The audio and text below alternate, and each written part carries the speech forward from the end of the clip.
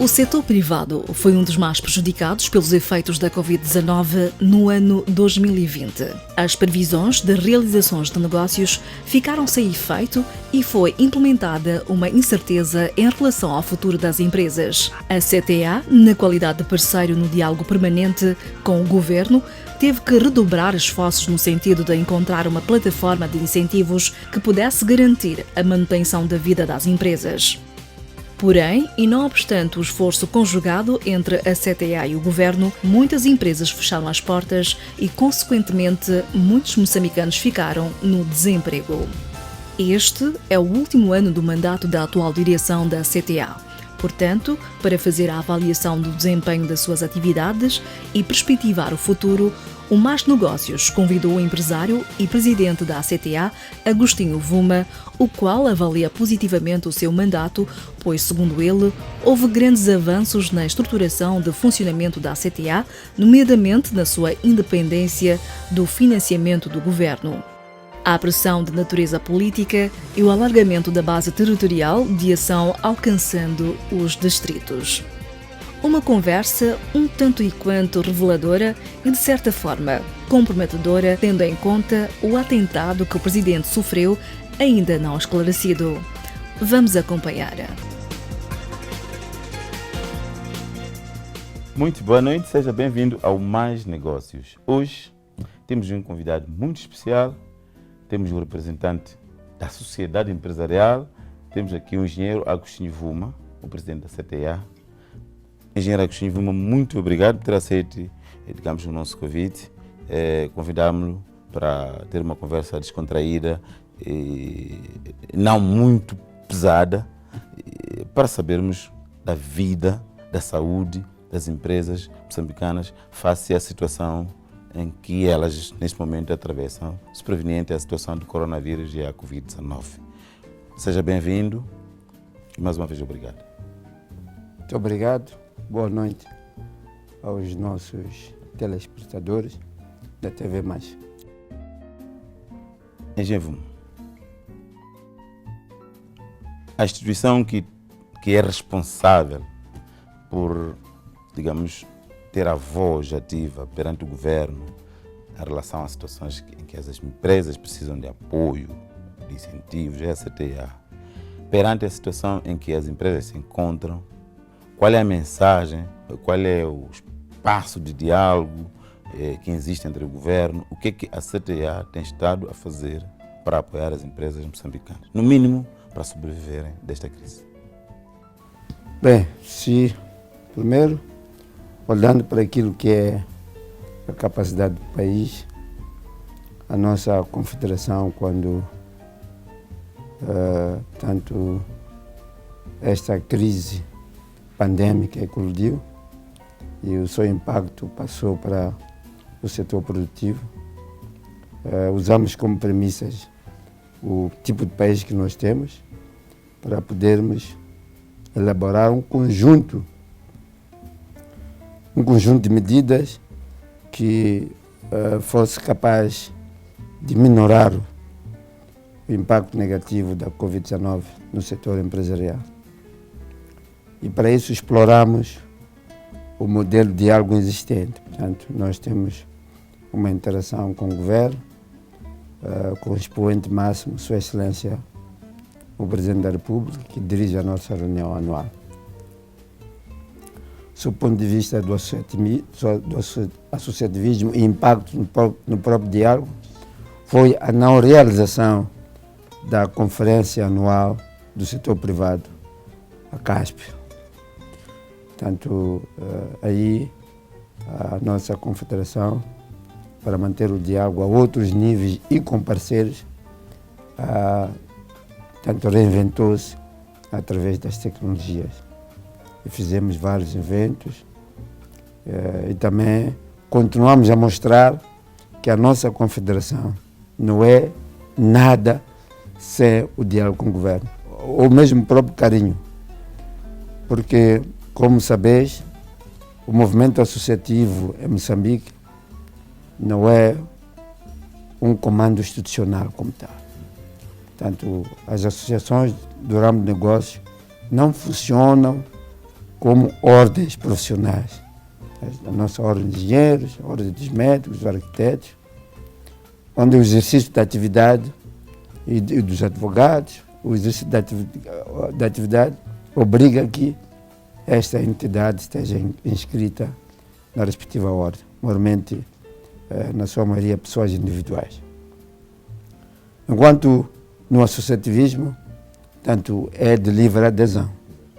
Tanto como corolário dessas premissas todas, a CTA elaborou um conjunto de medidas, desde financeiras, laborais e até aduaneiras, que foram muito bem acolhidas pelo governo, nortearam o debate, entretanto com alguma frustração no setor empresarial, por não termos conseguido tanto isenção de um conjunto de boas medidas. Por isso é que no princípio eu dizia que as nossas medidas foram elaboradas tendo em conta o país que nós temos, que de per si já é dependente e durante os últimos 5 anos, o quinquênio todo, a experimentar crise em crise. E esta crise, então, que fecha os mercados in and out, foi, tanto, muito mais impactuosa do seu ponto de vista do seu negativismo. Então, as nossas medidas estiveram nesse nível, porque não era possível esperar mais. Acrescento a medida financeira, que falávamos das taxas de juros. Mas há um efeito dominó da macroeconomia, do ponto de vista da taxa de juros, que nós todos sabemos, não depende da vontade do governo. Vemos o Ministério da Indústria e Comércio, com o engenheiro Carlos Mesquita, que tudo fez também com o banco, tanto entre setor público e público, foi possível interagir para compreender os determinantes que jogam na equação da taxa de juros, tanto com o Banco de Moçambique. E de tempos em tempos, quase 15 dias, Sua Excelência, o Ministro da Indústria e Comércio, desenvolveu um diálogo para partilhar o que está-se a fazer no conjunto fiscal, conjunto aduaneiro, laboral e financeiro. Mas o que é que podemos destacar, digamos, como resultado positivo deste diálogo mantido com o governo?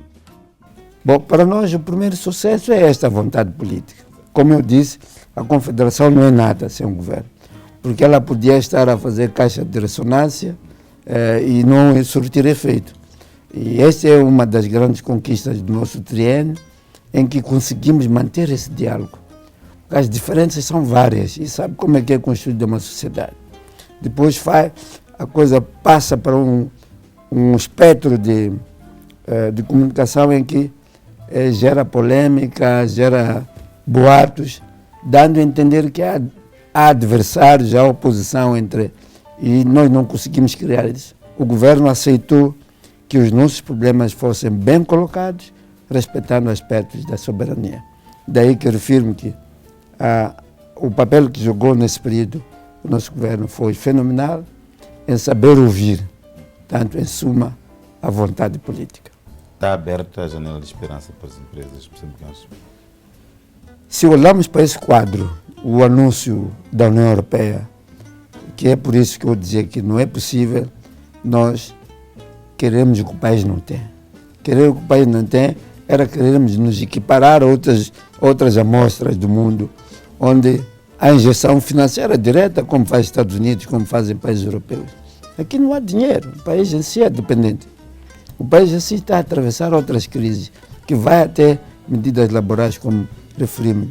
Então, não havendo recursos financeiros, a nossa expectativa é que, nas medidas, nas parcerias que o governo faz fora, consiga encontrar uma almofada para compensar o nosso pedido da fiscalidade de redução de taxas, de redução, eliminação de taxas e também adiamento de pagamentos de algumas obrigações. E é por isso que faço referência à União Europeia, que anuncia o apoio direto ao Estado. Temos que continuar, como país, a solicitar esses apoios, que não basta só o governo. Nós também, setor privado, podemos conquistar mercados financeiros lá de fora. que possam ajudar na agilização do processo de apoio ao setor Na econômico. verdade, essa é a questão que eu ia fazer. Conhecendo o mercado financeiro moçambicano, conhecendo as dificuldades que o país enfrenta, conhecendo, sabendo a conjuntura que o país está neste momento, sabendo que pedir a alguém que não tem nada para dar provavelmente seja um trabalho de retórica. A CTA não tem, na sua estrutura, a possibilidade de mobilizar outros mercados financeiros externos. Isso fizemos cerca de 3 webinars com o objetivo de conquistar mercados financeiros. Entretanto, para confiar no próprio governo na colocação dos recursos financeiros. O tecido empresarial moçambicano é constituído maioritariamente pelas PMEs, micro-PMEs. Portanto, um mercado, uma economia muito embrionária. Primeira geração dos empresários em Moçambique. E é por isso que não tem capacidade de realizar contratação creditícia com instituições multilaterais e internacionais para poder resolver problemas de tesouraria ou financiamento. Mas olhando para essa dificuldade, foi aí que nós vemos este conjunto de medidas, negociamos com o INSS, nossa iniciativa, para que o INSS colocasse junto de um banco comercial. Nós não escolhemos o banco, o INSS escolheu o BNI para colocar cerca de 600 milhões de meticais. Mas um valor que esteve muito longe das expectativas, tanto acima de 10 vezes o que mostrou a sede, e as empresas continuam a reclamar. Fica a parecer que o mercado nem chegou a ser alimentado tanto por alguns recursos financeiros. O processo da disponibilização de foi transparente? Foi transparente, mas eu penso que pecamos na forma como trabalhamos com os mercados. Estou a falar de mercados provinciais. O tratamento, por exemplo, de Cabo Delgado podia ter sido melhor. Cabo Delgado tem agitação que nós sabemos dos nossos inimigos de desenvolvimento, que em alguns distritos queimaram os arquivos do Ministério das Finanças. E a exigência para esta contratação também tocava a nível da fiscalidade, ver como é que é a quitação de cada empresa. Então essa exigência para não havia distrito, como cumprir. Exatamente. Quando o próprio governo não tinha como responder. Portanto, foi um aprendizado, temos que aprimorar. Ficou prejudicada a província. Ficou prejudicada a província de Cabo Delgado e continua prejudicada com os ataques que acontecem. Então temos que, feliz ou infelizmente, olhar para aspectos políticos, tem que jogar a geopolítica para poder influenciar os critérios da contratação creditícia. Senão vamos continuar a isolar outras províncias que jogam um grande papel na economia. Portanto, a nossa meta era sempre de tentar distribuir de forma equitativa. Mas a Zona Sul, particularmente Maputo, cidade, província e Gaza, tem maior número de empresas. Isso é quase óbvio. Esse fundo era empréstimo, era um subsídio? Era empréstimo. O grande mérito e diferença que fizesse com uma contratação creditícia normal tem a ver com a taxa de juros, que era um dígito. E vamos continuar a trabalhar nisso. Engenheiro, estamos num ano, praticamente que é o último ano do seu mandato na qualidade de presidente da CTA. Provavelmente já nós não sabemos se teremos mais uma oportunidade de conversar consigo até lá, e podíamos agora aproveitar esta oportunidade para perceber de si que avaliação é que faz do desempenho do seu mandato como presidente da CTA. Eu e minha equipe não podíamos falar de uma avaliação inteligente, honesta, sem olhar para as promessas que nós fizemos. Exato. Quando nos propomos liderar o triênio prestes a findar. Esta avaliação parte das promessas, mas também é preciso lembrar que essas promessas eleitorais foram sufragadas em plano estratégico. Como nosso guia, nosso instrumento de orientação, a nossa bússola, e dela nós fizemos uma avaliação de 90%, cerca de 91%. Então pode-se ver que o desvio vai lá para 10%, 9%. Por conta disso, penso que é aí onde determina a nossa vontade de continuar com o segundo mandato. Portanto, se nós tivermos a linha de conta que não conseguimos fazer 100%, não vamos realizar os 10% em mandato de quadriênio. O próximo mandato já serão 4 anos. Vamos fazer muito mais, mas faço referência que nós não esgotamos as nossas ideias sobre como queremos colocar a nossa confederação. Nós temos a consciência que o que foi feito está ainda um bocadinho longe da necessidade, do seu ponto de vista de reforma. Eu podia destacar como um desafio, tendo em conta que a nossa organização trabalha para o âmbito tanto de aprimoramento do diálogo em si e também para a melhoria do ambiente de negócio. Nós não podemos lograr bons resultados ou melhores resultados se não olharmos para questões que têm a ver com a legística sobre a lei, sobre a revisão das leis de Moçambique. Portanto, nós vamos transitar para outro mandato com esta dívida de ver aprovada uma lei das leis. Portanto, o processo consultivo para reformas, para elaboração, revisão de leis, deve ser inclusivo e legislado. Não pode continuar a ser facultativo. Muitas vezes recebemos propostas que temos que consultar os nossos associados em zonas mais recônditas. Pois embora podíamos dizer que olha, tem e-mail hoje, é tudo tecnológico, mas o nosso país nem todo ele tem infraestrutura implantada.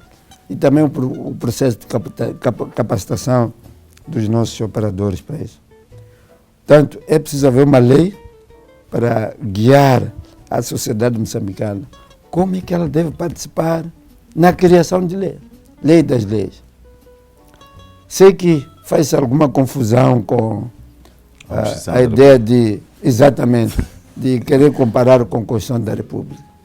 Mas nós não queremos isso. Queremos que haja logística no processo da consulta. Tem que haver tempo para o beneficiário ou o stakeholder também avaliar e dar o seu parecer. Tem que haver espaço para que o stakeholder também saiba que a minha proposta não passou por A, B, C, D. E estar confortável. Assegurar que, em processo consultivo, a nossa legislação possa desaguar no Conselho de Ministros. E o Conselho de Ministros ter consciência qual foi a contribuição do setor empresarial. Não basta mandar para o Ministério de Tutela e o Ministério fazer sua limpeza e mandar como... Tem que ver as posições. No Conselho de Ministros também tem outros saberes, tem outras mentes que podem se calar, apaixonar-se com ideias que não chegam. Então é preciso assegurar que a participação do stakeholder não determina a lei em si, final, o produto final, mas pelo menos é preciso ser ouvido, saber que tipo de propostas. Então temos esta frustração que a realizar no segundo mandato nós lograríamos sucesso. Porque em termos de reformas, em termos de reformas, avançamos muito. Depois da reflexão conduzida por Sua Excelência, o Presidente da República, penso em 2017, novembro, onde juntou os stakeholders, parceiros de cooperação, o Private Sector Working Group, foi possível subirmos poucos lugares. Mas do ponto de vista dos quick wins, também tínhamos andado um pouco. mas temos o problema de implementação. Então, a lei das leis pode ajudar, que é uma lei do processo consultivo que me refiro, a dizer qual. A lei, depois de aprovada, qual é o envolvimento do setor privado. Nós todos estamos a engavetar. O próprio setor privado até esquece de alguma legislação. Portanto, já está aprovado na Assembleia, ou não vai à regulamentação, e nós já não estamos interessados, estamos em outros novos desafios. Por exemplo, temos a lei sobre falências. Deve ter aí uns 6 anos, estagnado. 6, concordo para ser. Lei da concorrência. Da concorrência. Lei de conteúdo local. O local content. Bom, local content eu não diria o mesmo, porque pessoalmente estive com Sua Excelência o Ministro Maleano e sugeri a ele que esta lei não está boa. Pode ser vergonha para nós mesmos como moçambicanos. Eu não sou apologista. A lei do conteúdo local, eu preocupo-me com fatores de produção local, matéria-prima, mão de obra local, capital, mas não necessariamente tem de dizer ao investidor que dá-me lá do teu dinheiro 50%. Isso não existe. Aí estamos a criar contradição. Temos a lei de investimento direto estrangeiro, através do APEX entra o investidor, que é clara, é apetecível ao investidor direto estrangeiro. E nós queremos complicar com a lei do local content. Então, eu acho que esta lei do conteúdo local, que ainda está a ser aprimorada, não deve ser xenófoba. Temos que continuar a abrir mercados. E Sua Excelência, o Ministro da Economia e Finanças, concordou. A sugestão foi, vamos lá tentar trazer os stakeholders, normalmente Private Sector Working Group, porque é lá onde estão as embaixadas, instituições de cooperação do país, que às vezes ficam com mensagem negativa, estando aqui querem compreender o que a CTA defende. Então nós defendemos uma lei que privilegia fatores de produção local. Matéria-prima, capital, mão de obra. Já agora, neste processo que estamos aqui a falar da avaliação, o que seriam os big wins que podíamos registrar que a CTA alcançou durante este mandato? No seu processo de diálogo com o governo. Bom, eu queria destacar primeiro a independência da CTA. CTA, cerca de... Foi um dos primeiros problemas que, no final, não vamos dar mais dinheiro à CTA. A CTA disse, sim, queremos avançar sem dinheiro do governo. Não, nós dissemos não queremos dinheiro do governo. É o contrário. Pronto. E foi público. Foi público, exatamente. Eu lembro que foi o primeiro debate no vosso mandato. Nós vimos que realmente, 25 anos depois, a CTA tem que andar sozinha. Tentar encontrar os parceiros. Por um lado, a vantagem disso é que a independência não só revela o crescimento, mas dá-nos ownership nas ideias. Portanto, a primeira medida nossa era retirar o sufoco político, partidário, na própria CTA. E retirar o sufoco político é deixar que o governo moçambicano, dirigido pelo Partido Frelimo, não metesse dinheiro para agirmos como uma sociedade civil, como deve ser. Apraz-nos registrar que o governo também foi extremamente receptivo. Primeiro, como disse, é difícil gerir boatos. A CTA foi comparada por instituições de fora, para ser um partido contra o governo. Nós tivemos que gerir isso tudo. E nós dissemos, vamos continuar, porque era contrato de programa. Também vendeu-se uma imagem de uma CTA que estava a mamar do governo, oferta de dinheiro, como se a CTA tivesse salário, como se a CTA tivesse uma dotação quase justificada. Não, há um contrato de programa em que a nossa confederação teria uma percentagem e, do nosso lado, como obrigação, setor privado, CTA, mobilizar mais empresas para pagamento de impostos. E acho que extraordinário. Nós mantemos a nossa obrigação, mas abdicamos, portanto, o orçamento do Estado na CTA. Não é tarefa fácil, mas penso que foi esse mérito que colocou a CTA onde está hoje. Aliás, se não tivessem feito isso, depois logo entrou este bloqueio, digamos, o governo próprio ficou sem até dinheiro. Como é que teria sobrevivido a CTA se ainda pensassem, se estivesse à espera de dotações do orçamento do Estado, quando o Estado nem sequer tinha dinheiro para pagar as suas próprias despesas? Exatamente. Então, outro passo a seguir, importantíssimo que nós fizemos, foi o compromisso de assistência ao movimento associativo moçambicano. Credibilizar mais a CTA, não era criar mais unidades. Hoje temos representação nacional, a quase 80%. Portanto, até o distrito, CEP, que é Conselho Empresarial Provincial, SED, que é Conselho Empresarial Distrital. Uma criança da terceira classe sabe o que é CTA. Portanto, a nossa força, essas são realizações atuais deste mandato? Sim, sim, sim. Não, a do distrito, fundamentalmente. A do distrito, fundamentalmente. Já tínhamos uma implantação provincial. Sim. Isto ajudou... Antes, desculpa, neste próximo processo, qual será o papel do distrito? Vai ter também espaço de voto ou ela apenas recomenda a nível da província e depois o voto só vem a nível da província? É uma pergunta inteligente, mas não me obriga a denunciar o meu manifesto aqui, mas temos esta consciência. O que a maioria dos associados da CTA quer é que a nossa grandeza deve ser mesmo uma confederação.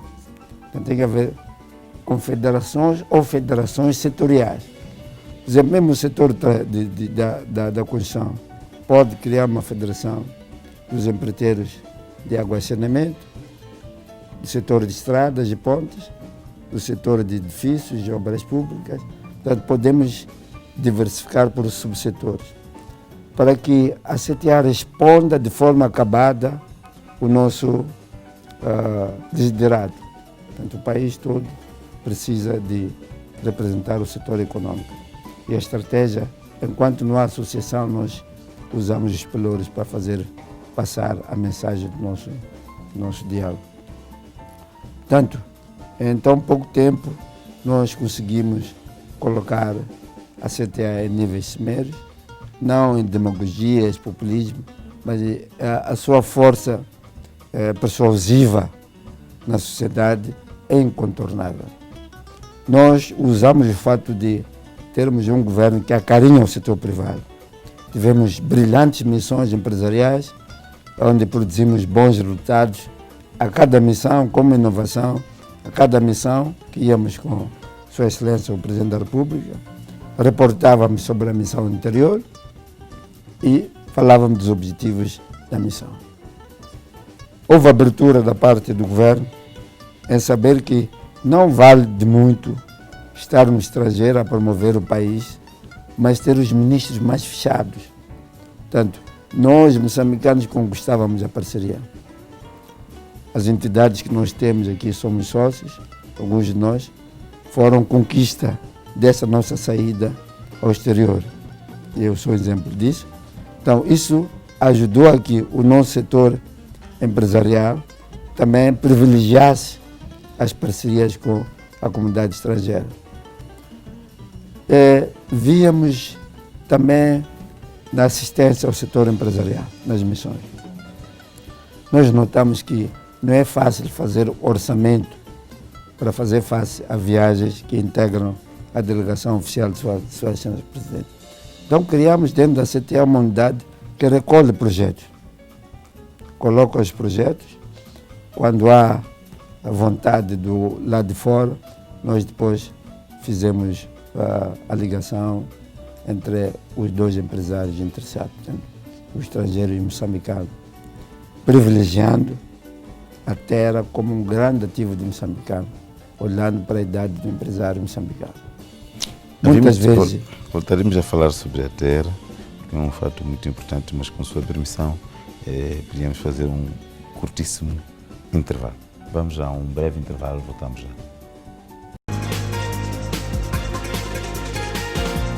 No mercado de câmbios com referência ao dia 28 de outubro, o Banco de Moçambique estabelece taxas de câmbio médias de referência em meticais por unidade de moeda externa. O dólar americano, cotado a 73,75, o rand a 4,80, o renminbi, a moeda chinesa, cotado a 11,25, a libra esterlina a 97,82 e o euro a 87,61. No que concerne ao mercado financeiro, o Banco de Moçambique mantém as taxas de facilidades permanentes de cedência e de depósitos em 13,25% e 7,25% respectivamente, e no que diz respeito à Prime Rate, está estabelecida em 15,9%. Para os investidores no mercado de valores mobiliários, a capitalização bolsista está em cerca de 10,1%. Quanto ao índice geral de preços ao consumidor, o país registrou em outubro de 2020 de 0,53%, a variação acumulada situou-se em 1,30% e a variação homóloga em 3,20%, caracterizando uma inflação média de 12 meses de 3,8%. Todas as semanas, a Mídia Mais TV traz para si os indicadores que influenciam o seu processo de tomada de decisões de negócios, aqui onde se fala de tudo. Mais negócios. Aqui onde se fala de tudo, mais negócios.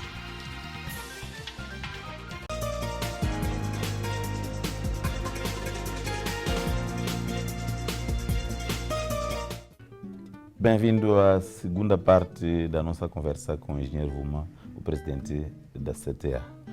Engenheiro, falávamos antes do intervalo sobre o privilégio que a CTA dá ao aspecto terra. Anda aí uma conversa, digamos, eu chamo conversa mesmo, sobre consultas, sobre a possibilidade da revisão, digamos, da lei da terra, seja lá. A CTA foi envolvida, tem algum conhecimento, digamos, sobre essa matéria. Debate-se muito na sociedade civil, tem-se medo, digamos, da privatização da terra. A CTA está envolvida nesse processo? Bom, obrigado. Nós terminamos já a primeira fase desta entrevista, a tentar alongar-me nas nossas realizações. E que pode continuar, se tiver mais, melhor ainda. Porque eu fechava o programa todo e essa questão das entrevistas da Mídia Mais é mesmo uma função de DJ, tocar a música que todos vão gostar. Então nós não vamos tocar a música que nós gostamos. Aceito essa cedência, mas queria realçar que, do ponto de vista de realizações, temos mais. E o denominador comum foi a assistência financeira, tanto às empresas como às associações. Conseguimos colocar recursos financeiros. O desafio ainda é muito em relação à organização associativa, por parte das associações, por parte das empresas, organização contabilística. Assistência a esses níveis. E nós criamos o gabinete de apoio ao setor empresarial para apoiar diretamente a empresa. Mas isso não substitui a gestão de cada uma das empresas. É para projetos específicos. Sendo assim, em relação à pergunta que faz, nós preferimos dizer que até hoje a nossa reflexão é que a terra, no mínimo, deve ser considerada do setor ou do moçambicano que pretende investir. Tendo em conta que não temos recursos financeiros, somos a primeira geração de empresários. Engenheiro, não vai ser confundido com uma opinião de que a terra deve ser privatizada. É isso que está a dizer? Não. Não estou na privatização. A privatização pode gerar muita pobreza para Moçambique, na minha visão. Isso é pessoal, não é institucional. Porque se qualquer investidor estrangeiro seja como tenham adquirido o seu carro. Ele chegar, encontrar-me no meu terreno com vista ao mar, ele paga, eu saio, paga, eu saio, paga, eu saio. Vendemos a nossa soberania. Não é produto acabado, porque há teorias melhores do que a minha, mas eu penso que enquanto Moçambique não tiver recursos financeiros, não tiver uma geração de empresários que nós almejamos, penso que seria útil usar a terra como um ativo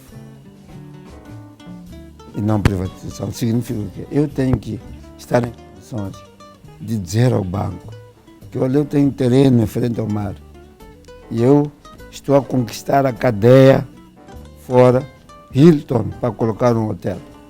De facto, no turismo, uma das coisas que nós precisamos é ter marcas internacionais. Qualquer um no mundo, quando vê que tem Hilton, já sabe o que é Hilton. É uma cadeia com um padrão. E todas elas, Intercontinental, etc. E termos essa terra para eu ser acionista, no mínimo. Como é que se vai fazer a avaliação de um bem que não é da sua pertença? Como é que vai valorizar o potencial? É esta reflexão que eu não termino. Como fazer isso sem privatizar? Portanto, esta reflexão, porque eu acho que os termos de referência devem ser esses. Não conseguimos, aqui esse é o desafio também que temos. Às vezes queremos reformas, mas não conseguimos sufragar as nossas ideias em papel para poder dizer ao governo, eu quero isto assim, quero dizer IVA. Não sabemos o que é que significa. Mas no fundo, é que a terra, que às vezes coincide com uma mina de carvão, depois o seu valor pode subir, porque afinal está em cima de uma mina. Mas nós temos que fazer tudo para que seja um ativo, para dar a barganha ao empresário moçambicano de negociar, pelo menos, uma fasquia de um mínimo. Exato. Portanto, essa é a nossa visão e envolvimento temos. Através de Pelouros, há várias iniciativas que estão a ser levadas a cabo. Nós falamos de realizações da CTA, mas quando está sozinho a refletir, se tivesse que falar com os seus botões, o que diria que faltou fazer ou faltou influenciar para ser feito? Como CTA? Bom, já disse, o desafio da logística. Esse resume tudo. Qualquer forma feita nesse quadro satisfaz os stakeholders de qualquer um dos setores. Tá bom? Engenheiro, infelizmente para nós todos, o engenheiro sofreu um atentado contra si, contra a sua integridade física, contra a sua saúde, contra a sua família. Entretanto, o engenheiro ainda no processo de recuperação da sua saúde. Houve um movimento que nós, a Média Mais e os outros atores da área de comunicação, achamos meio precipitado da sua imediata substituição. Provavelmente é por desconhecimento da nossa parte dos processos internos que correm dentro da CTA. Mas já que temos essa oportunidade de conversar consigo, gostaríamos de saber qual é o comentário que tem a dizer sobre isso e se isso é uma atitude, digamos, normal, digamos, na gestão da CTA. Muito obrigado. Primeiro, gostaria de, pela forma como aconteceram as coisas, dizer que, apesar de não ser jurista, devo retificá-lo, dizer que isso trata-se de homicídio frustrado e não um atentado. Não atingiram a roda do meu carro, eu fui atingido com balas no sítio mais sensível do ser humano. Por isso tenho agradecido a Deus, dia após dia, não apenas pelo dom da vida, mas sobretudo por ter me colocado aqui hoje para provar para os meus colegas, para a sociedade que me ama, não só agradecer a eles todos pelo carinho, solidariedade, pelas preces, pelo jejum, por tudo quanto fizeram para ver a minha integridade, para me ver vivo. Tratou-se de um momento muito mau. De facto, houve, pelo menos, precipitação, mas quero classificar que esta precipitação, do ponto de vista de falar da substituição, fosse uma questão de emoção, porque eu estava vivo.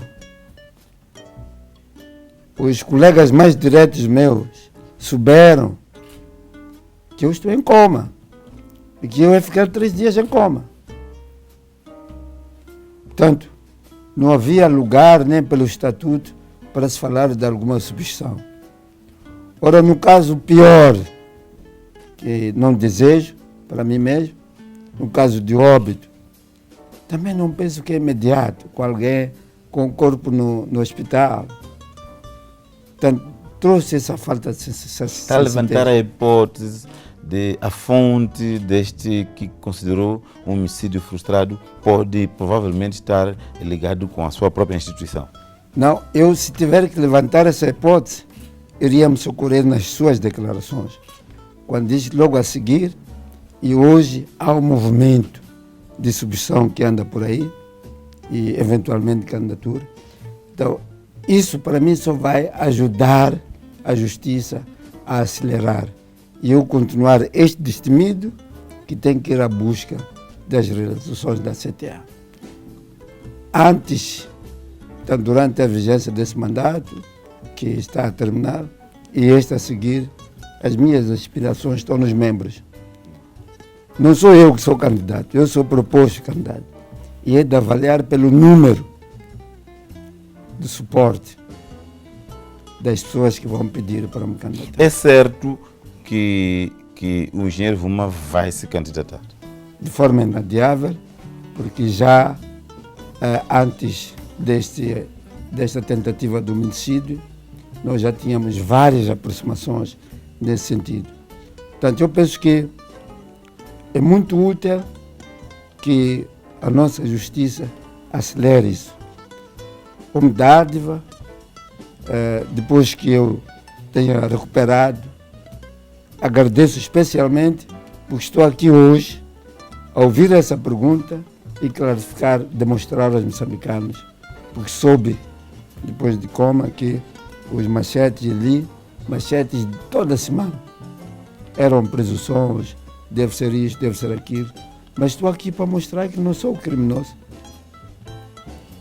Vejo também algumas situações de falta de bom senso de algumas pessoas, mas não posso traduzir imediatamente que esta seria um desejo. Acho que o Dr. Jaime viu o movimento, não é todos os dias que nós vemos pessoas em preces para alguém tão desconhecido, pacato cidadão como eu, para eu estar vivo. Deve ter sido por alguma razão. Consta que a maioria dos seus vice-presidentes estão em movimentos fora de si. Isso é verdade? Bom, eu não confirmo porque ainda não fui aproximado por ninguém, portanto, da minha direção, a dizer que é candidato para a minha sucessão. Para uma outra lista. Sim, então acho que oportunamente podem ser movimentos de lobby que eu ainda não tenho domínio, mas como digo, isso vai facilitar o entendimento. Porque há um movimento que pode ser oportunista de tudo o que aconteceu, há um movimento que também pode ser o epicentro deste vulcão todo. O senhor é uma pessoa geralmente controversa. Vuma é isto, Vuma é aquilo, Vuma tem isto, tem aquilo. Sempre é o Vuma, digamos, on the spot. O senhor é controverso mesmo, pela sua natureza, como pessoa, como meu amigo, ou é mal entendido? Eu ia dizer o seguinte: o presidente da CTE é um. E hoje sou eu. Não sei se imagina qual é o nível de convergência de Boate. É um só. Não são 4 vice-presidentes da CTA. Não são 250 deputados. Não são todos membros do Conselho de Ministros ao mesmo tempo. Portanto, é um. A natureza da gênese pessoal, origem, penso que conta idade, penso ser elementos que concorrem. Porque algumas coisas vê-se veiculadas, como diz bem, com teor de tédio ou de inveja. O que eu não posso ficar admirado é que seja um problema. Isso não é o problema. A sociedade é feita disso. Sempre que houver oportunidade. Por ser controverso, seriam as minhas declarações. Mas estamos a falar do que dizem. Por exemplo, sobre o homicídio frustrado, já se disse muitas coisas. Mas a justiça há de vir com uma versão realística. Confia na justiça? Eu confio na justiça. Confio na justiça. Tenho tantos, sei que pessoas ligadas a esse tipo de crime têm um domínio de tentáculos dentro da justiça. Têm um domínio próprio. Se me perguntar a mim se já fui julgado, não, nunca fui. Se me perguntar se já fui notificado, não, nunca fui. Se eu tiver notificações sobre esse processo. Procura. Se me perguntar, já estive na esquadra, fechadinho. Nunca estive. Então, nunca tive processo. Eu estou a conduzir a minha vida nessa linha, mas o sucesso arrasta inveja. O nível que a CTE atingiu, depois do que foi dito, mesmo em campanha passada, e o trabalho que foi feito de longe, não podia agradar a todos. Engenheiro, vamos sair um bocadinho da CTA, porque a CTA, como disse muito bem, é também componente desta sociedade. Vamos subir um bocadinho para fazer uma pequena reflexão daquilo que são os nossos anseios do futuro. O presidente, Sua Excelência o Presidente Nyusi, está também já nos últimos anos do seu mandato. Seu último, para este caso concreto, o seu último mandato.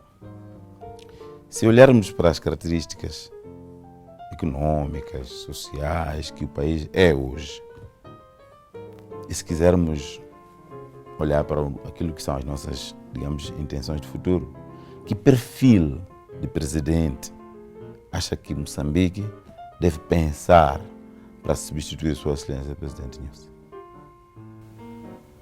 Bom, tem que se lembrar que eu tenho qualidade de membro da Frelimo, militante. Não acho que seja um espaço para eu sozinho trocar o perfil desenhado por um partido onde eu faço parte. Segundo, eu acho que precipitamos muito o debate da sucessão, como sociedade, todos nós. 2020 é o primeiro ano do presidente Nyusi.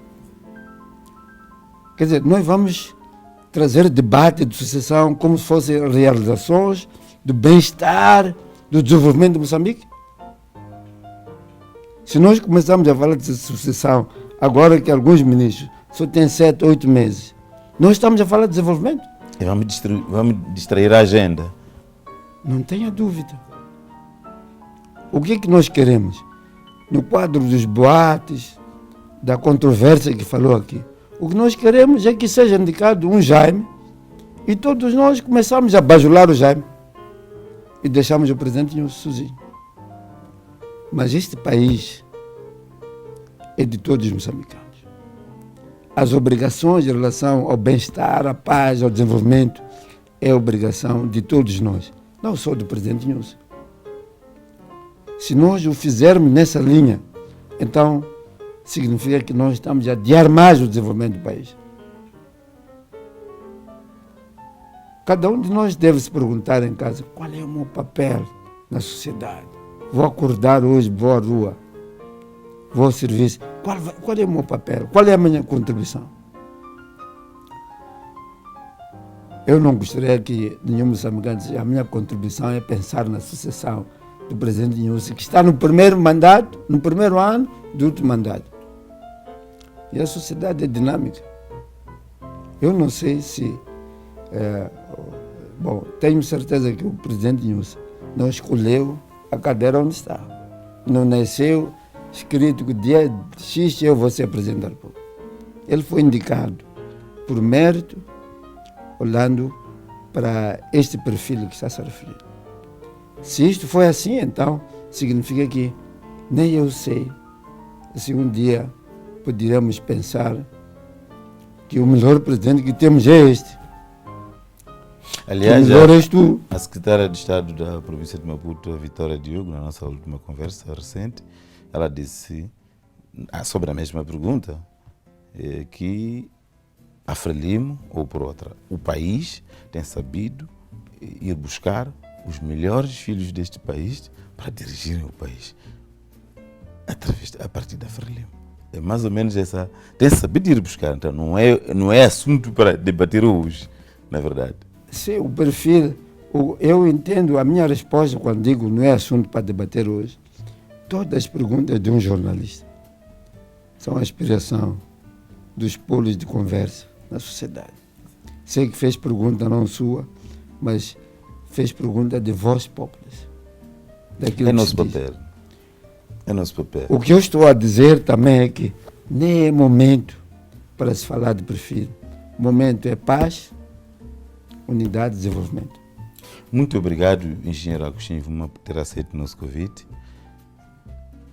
Termina aqui a nossa conversa. Estivemos a conversar com o engenheiro Vuma. Foi uma conversa tanto quanto emocional. Falamos de coisas que aconteceram na vida dele, que foram desagradáveis. Entretanto, ele, de uma forma aberta, partilhou conosco o seu sentimento em relação a esta situação. Infelizmente, há coisas que ainda têm que ser... Infelizmente, a justiça ainda está a trabalhar, ainda não temos dados concretos para explicar o que terá acontecido. Porém, o engenheiro Vuma deu-nos uma outra notícia que é importante, que está saudável, bem disposto e que ainda vai se candidatar para o próximo mandato como presidente da CTEA. Voltamos aqui na próxima quarta-feira, à mesma hora, e muito boa noite.